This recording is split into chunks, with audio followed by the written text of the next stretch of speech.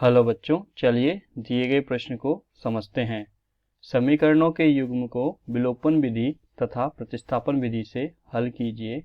कौन सी विधि अधिक उपयुक्त है यह हमें बताना है। समीकरण दिया गया है x प्लस वाई बराबर 5 और दूसरा समीकरण दिया गया है 2x माइनस 3y बराबर 4।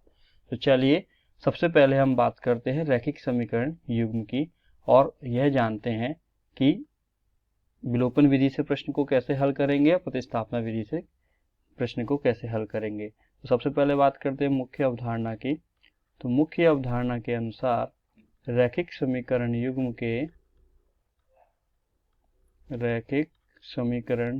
में विलोपन विधि से हल करने के लिए हमें क्या करना होता है। हमें किसी एक चर को, हमारे पास रैखिक समीकरण युग्म में दो चर होते हैं x तथा y, तो किसी एक चर को विलुप्त करना होगा। विलुप्त कैसे करेंगे? जब उनके गुणांक समान होंगे, या तो x का गुणांक समान होगा या y का गुणांक समान होगा। तो क्या करेंगे, गुणांकों को किसी एक चर के गुणांक को समान करके किसी एक चर के गुणांक को समान करके हल किया जाता है। इस विधि के अंदर समान करके हल ज्ञात करते हैं। कैसे? जब चर समान हो जाएंगे तो या तो हम चर के आगे का चिन्ह देखेंगे, प्लस या माइनस का है, उस हिसाब से जोड़कर या घटा करके हम उस चर को विलुप्त कर सकते हैं। दूसरी विधि है हमारी प्रतिस्थापन विधि। प्रतिस्थापन विधि क्या होती है? जैसे ही नाम से हमें पता चल रहा है कि प्रतिस्थापन विधि के अंदर हम किसी एक चर को दूसरे चर के रूप में लिखेंगे और फिर प्रश्न को हल करेंगे। किसी एक चर को दूसरे चर के रूप में लिखकर हल करना।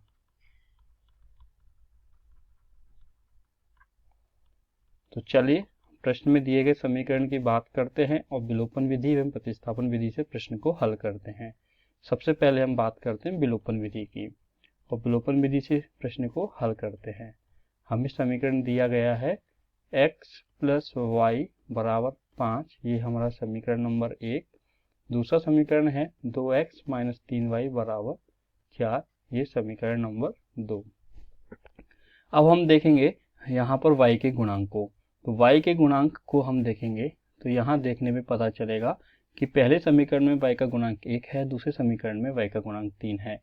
यदि मैं समीकरण 1 को गुणा कर देता हूँ 3 से और समीकरण 2 को गुणा कर देता हूँ 1 से, अर्थात समीकरण 1 को समीकरण 2 के अंदर जो y का गुणांक है 3, मैं उससे गुणा कर देता हूँ और समीकरण 2 को समीकरण 1 में जो y का गुणांक है उससे मैं गुणा कर दूंगा, तो दोनों के गुणांक क्या हो जाएंगे? समान हो जाएंगे। तो चलिए हल करते हैं। हल करने पे देखिए क्या प्राप्त होता है। हमें प्राप्त हो जाएगा समीकरण 1, लिख भी देते हैं।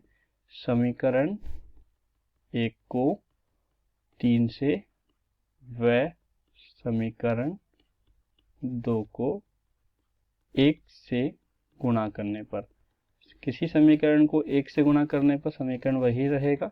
तो चलिए समीकरण 1 को 3 से करेंगे तो समीकरण प्राप्त होगा 3x प्लस 3y बराबर 5 गुणा 3 15, और दूसरा समीकरण हो जाएगा हमारा 2x माइनस 3y बराबर 4, ये समीकरण नंबर 3 व समीकरण नंबर 4। अब देखिए यहाँ से हम देखेंगे ये समीकरण 4 कैसे आया। पहले आप ये समझ लीजिए कि समीकरण 2 को हमने 1 से गुणा किया है, 1 से गुणा करने पे समीकरण वही रहेगा।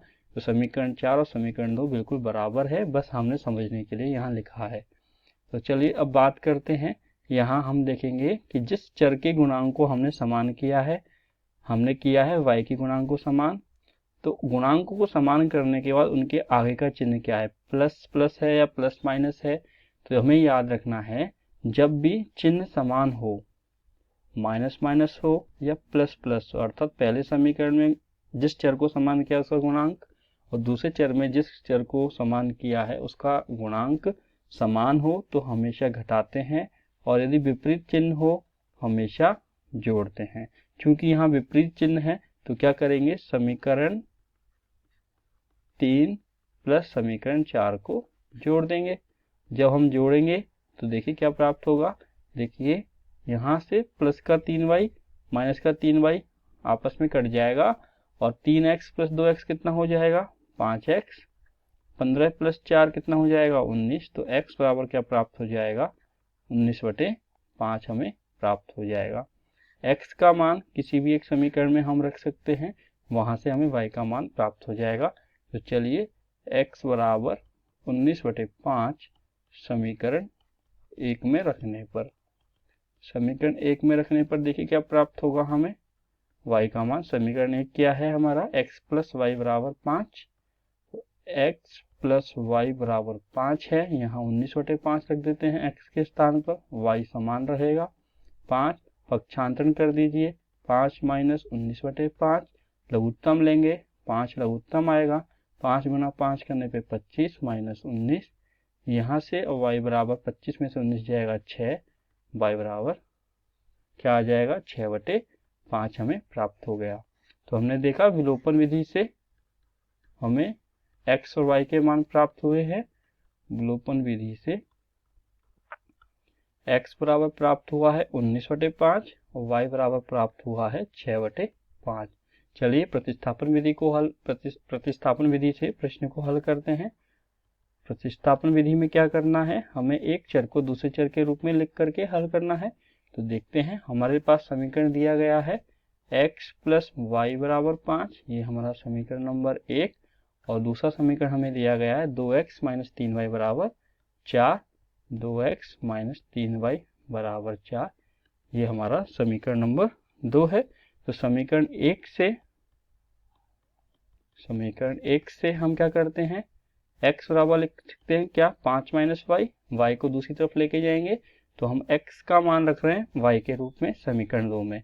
x समीकरण 1 से x बराबर 5 - y समीकरण 2 में रखने पर जब हम x का मान y के रूप में रख देंगे तो देखिए क्या प्राप्त हो जाएगा 2, x के स्थान पे 5 - y - 3y = 4, 2 × 5 10 - 2y - 3y = 4, 10 - 5y = 4। तो यहाँ से -5y एज इट इज रहेगा बराबर 4, 10 को दूसरी तरफ लेके जाएंगे क्या हो जाएगा -10। तो -5y बराबर क्या आएगा -6, माइनस से माइनस कट जाएगा, y बराबर क्या आ जाएगा 6/5। y का मान क्या रखेंगे, फिर समीकरण 1 में रख देते हैं। तो y बराबर 6/5 समीकरण 1 में रखने पर तो देखते हैं क्या प्राप्त होता है। समीकरण 1 है हमारा x + y = 5, y बराबर 6/5 रख देते हैं, 6/5 = 5। यहाँ से 5 6/5 का पक्षांतरण कर देंगे, प्लस का चिन्ह माइनस में हो जाएगा, लघुत्तम लेंगे, लघुत्तम आएगा 5, 5 × 5 25 - 6, ये हमें x का मान प्राप्त हो जाएगा 25 - 6 19/5। यहाँ से हमें प्राप्त हो जाएगा x का मान 19/5। देखिए x और y का मान हमारे पास प्राप्त हो गया है किस विधि से, प्रतिस्थापन विधि से। प्रतिस्थापन विधि से हम देखेंगे x बराबर क्या प्राप्त हुआ है 19/5, y बराबर क्या प्राप्त हुआ है 6/5। वही मान हमें विलोपन विधि से भी प्राप्त हुए थे, x बराबर 19/5, y बराबर भी 6/5। ये किस विधि से प्राप्त हुए थे, विलोपन विधि से। और यही मान हमें किस विधि से प्राप्त हुए हैं, प्रतिस्थापन विधि से।